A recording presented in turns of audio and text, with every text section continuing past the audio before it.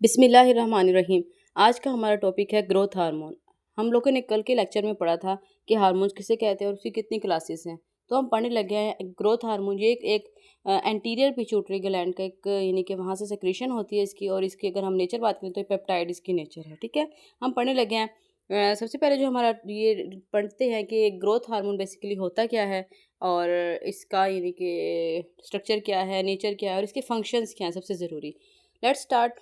कहते हैं कि growth hormone is a hormone of the anterior pituitary gland and is also known as somatotrophin and somatotrophic hormone.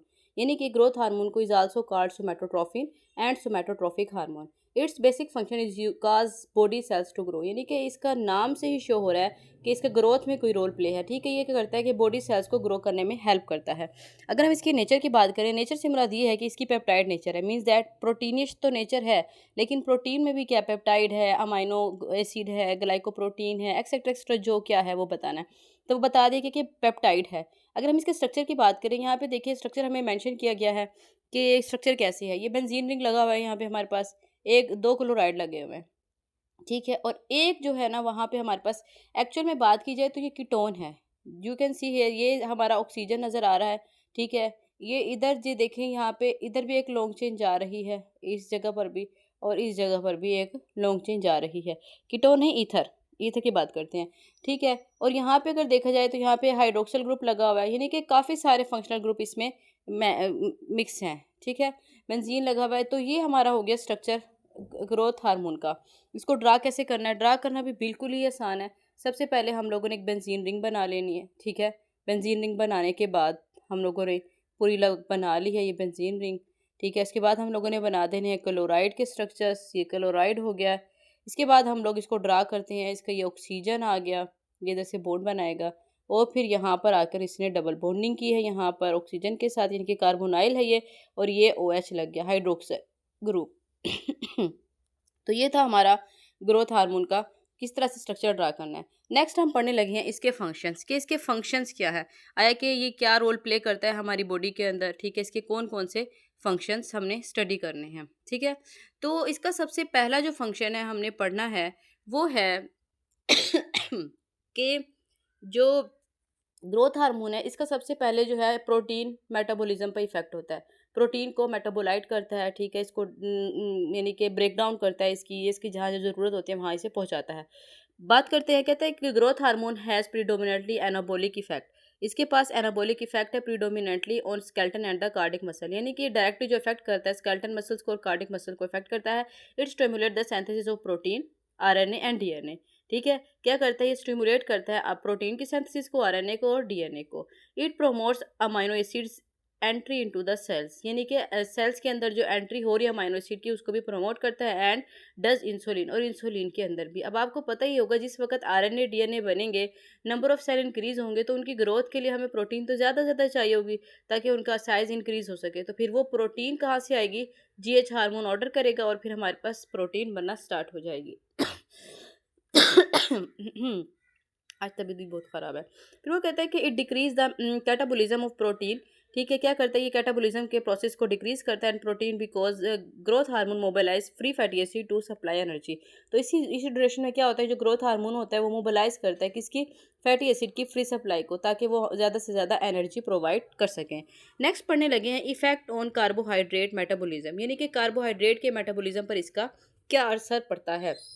अगर हम बात करें कि ग्रोथ हार्मोन जो है ना वो डायबेटोनिक, ठीक है, डायबेटोजेनिक हार्मोन है। डायबेटोजेनिक से मुराद ये है, यानी कि ये जो डायबिटीज़ हमारी होती हैं या फिर डायबेटोजेनिक हार्मोन जो होता है ना ग्रोथ हार्मोन के अंदर आता है।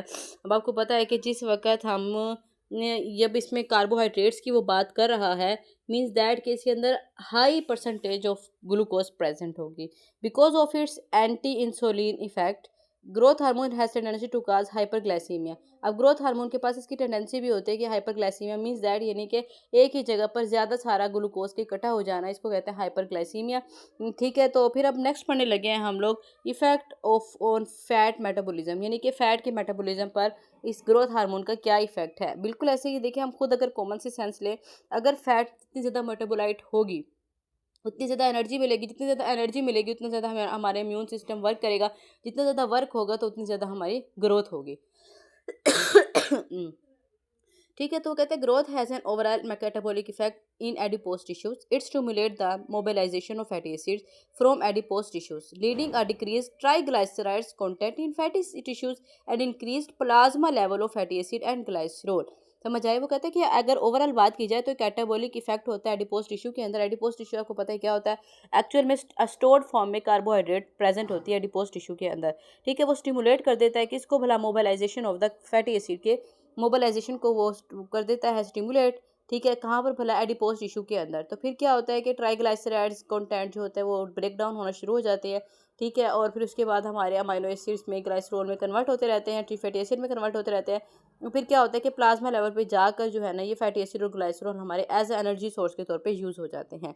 उसके बाद वो बात करते हैं कि फैटी लीवर। फैटी लीवर किसे कहते हैं? अगर हम कॉमन सेंस की बात लें, फैटी लीवर वहाँ होगा जहाँ पे एक्सेस अमाउंट में मोबिलाइजेशन हो रही है फ्री फैटी एसिड की, यानी कि इन अदर वर्ड कह लो, जिस वक्त हमारा लीवर कीटो लीवर बन जाएगा, मीन्स जब उसके अंदर फैटी एसिड की कंसंट्रेशन ज़्यादा हो जाएगी, एक्सेस अमाउंट में हो जाएगी, तो उसे कहेंगे फैटी लीवर, और इसका दूसरा नाम है कीटो लीवर।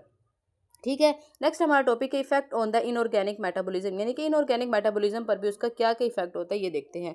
वो कहते हैं कि growth hormone increase the retention of the phosphoric calcium in body fluid by increasing absorption from the GIT and the renal tubules. Means that यानी कि रिटेंशन कर देना, increase the retention of the phosphoric और calcium की हमारी body के अंदर retention कर देता है, और increase the absorption of the GIT and the renal tubules के अंदर इसको इंक्रीज कर देता है, ताकि ज़्यादा से ज़्यादा हमारी बॉडी से एक्सक्रीट आउट हो जाए और ताकि कोई प्रॉब्लम क्रिएट ना कर सके।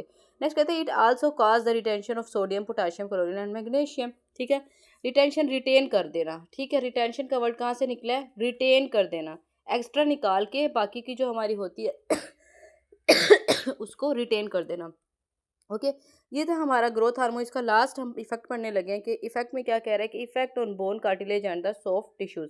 ठीक है, तो सॉफ्ट टिश्यूज पे इसका क्या इफेक्ट होता है, कार्टिलेज पे क्या होता है और बोन पे क्या होता है। कहते हैं कि हम बारी बारी देखते हैं इसका क्या इफेक्ट हो रहा है। वो कहते हैं कि it effect on the cartilage bone stimulating growth hormone, बिल्कुल ठीक है। वो कहते हैं increase the deposition of the connective tissues, बिल्कुल। Increase the thickness of the skin, इनके स्किन को थिक कर रहा है, ठीक है, और डिपोजिशन कर रहा है कनेक्टिव टिश्यूज के अंदर। कहते हैं कि it increase the growth of the viscera liver and kidney. Viscera mean liver and the kidney, viscera organ, ये हम लोगों ने पहले पढ़ा हुआ है एवोल्यूशन में। पहले पहले लिवर और किडनी नहीं हुआ करता था, विजरा ऑर्गन बाद में एवोल्यूशन के अंदर इनका इंट्रोडक्शन हुआ। खैर, ये दूसरा टॉपिक है। वो कहते हैं कि इंक्रीज मिल्क सेक्रेशन इन लैक्टेटिंग एनिमल्स, यानी कि जो लैक्टेटिंग एनिमल्स होते हैं, यानी कि जो दूध पिलाने वाले एनिमल्स होते हैं, उनके अंदर क्या करता है, मिल्क की सेक्रेशन करता है। ये था हमारा ग्रोथ हार्मोन। नेक्स्ट हम हार्मोन पढ़ने लगे हैं ऑक्सीटोसिन। ऑक्सीटोसिन किसे कहते हैं इसका क्या काम है? अगर हम बात करें, ये एक फीमेल हार्मोन है, ठीक है, यानी कि ये लेडी हार्मोन से बोला जाता है, और ये पोस्टीरियर पिट्यूटरी ग्लैंड का हार्मोन है, वहाँ से रिलीज होता है। इसकी केमिकल नेचर देखी जाए तो ये पॉलीपेप्टाइड नेचर है और 8 अमाइनो एसिड में प्रेजेंट होते हैं। एक्शन ऑफ द ऑक्सीटोसिन बात करता है वो कि अब ऑक्सीटोसिन का फंक्शन क्या है। अगर ऑक्सीटोसिन का फंक्शन की बात की जाए तो सबसे पहले जो फंक्शन है इसका effect on the uterus. Uterus के ऊपर क्या इफेक्ट करता है? जिस वक्त प्रेगनेंसी पॉजिटिव हो जाती है तो उस वक्त ये यूट्रस वाल को थिकनिंग का काम देता है, मसल्स क्रिएट करता है, ताकि जो इंटरनल बॉडी बेबी है उसको कोई इंजरी ना हो सके। वो कहते हैं कि it stimulate contraction of the smooth muscles of the pregnant uterus and it released large quantities just prior to the delivery, यानी कि डिलीवरी से पहले भी एक्सेस अमाउंट में रिलीज होता है, ताकि ये साइन दे सके कि इस वक्त डिलीवरी होने वाली है। ठीक है, नेक्स्ट हमारा टॉपिक है, नेक्स्ट हमारा यानी कि जो फंक्शन है वो है इफेक्ट ऑन मिल्क इंजेक्शन।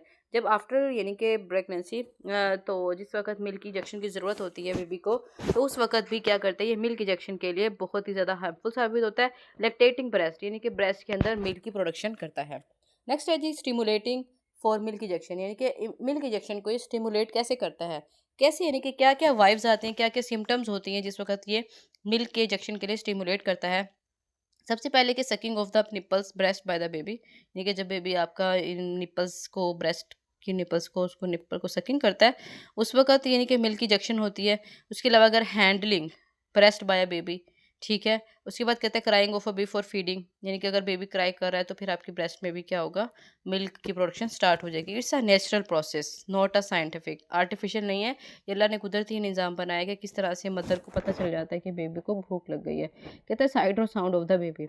इसके अलावा अगर बेबी का जो रोना होता है या फिर उसकी जो देखना होता है नज़र का, उससे भी जो है ना मिल्क की इंजेक्शन स्टार्ट हो सकती है। ठीक है, इससे नेचुरल और वेरी अमेजिंग अमेजिंग फिनोमेना। कहते हैं इफेक्ट ऑन फर्टिलाइजेशन, फर्टिलाइजेशन के इफेक्ट पे इसका क्या इफेक्ट पड़ता है। तो अगर हम बात करें, oxytocin also released during coitus by a nervous reflexes. Okay, it causes the uterine contraction and has a sucking effect on seminal fluid. It accelerates transport of the seminal fluid towards the fallopian tube and for favoring fertilization. जिस वक्त fertilisation positive होना चाहे तो उस वक्त भी ये oxytocin जो है रिलीज होता है और फर्टिलाइजेशन को पॉजिटिव करता है। कैसे करता है?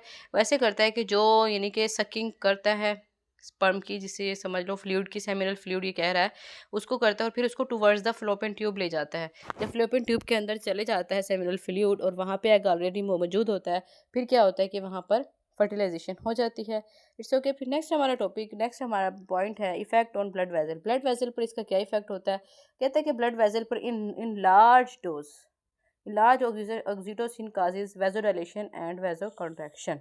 वेजोडाइलेशन मीन्स यानी कि डायलेट कर देना और कॉन्ट्रैक्शन मीन कॉन्ट्रैक्ट कर देना एंड डिक्रीज ब्लड प्रेशर, और ब्लड प्रेशर को डिक्रीज करता है। इफेक्ट ऑन पिट्यूटरी ग्लैंड की बात की जाए तो ये पिट्यूटरी ग्लैंड पे भी इसका क्या इफेक्ट होता है? इट काजेज प्रोलैक्टिन सेक्रेटन करता है, inhibit the ADH सेक्रेटर।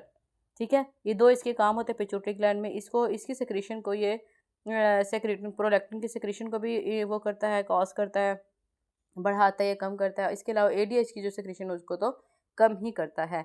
Clinical indication की बात करें for use of the oxytocin inducing labour pain को इंड्यूस करने के लिए। ठीक है, treatment of the uterine haemorrhage, यानी कि जो आफ्टर प्रेगनेंसी जो यूट्रीन हेमरेज हो जाती है उसकी हीलिंग के लिए भी कौन काम करता है? ऑक्सीटोसिन वर्क करता है। ये थे हमारे hormones, growth hormone and oxytocin. इंशाल्लाह नेक्स्ट हम लोग कल पढ़ेंगे। अभी के लिए इतना काफ़ी इन्फॉर्मेशन लगे, यानी कि अगर अच्छी लगे लाइक करें, फॉलो करें, सब्सक्राइब करें, कमेंट करना मत भूलिएगा। फॉलो करें ताकि मोर वीडियोस के लिए आपके पास आता रहे नोटिफिकेशन। खुदा हाफिज़।